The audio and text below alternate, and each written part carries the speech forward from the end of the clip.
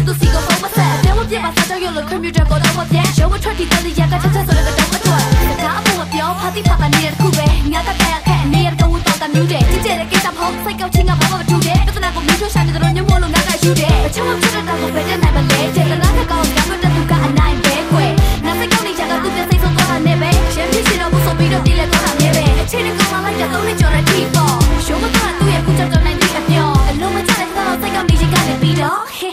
အဆင်ပြေသွားပြန်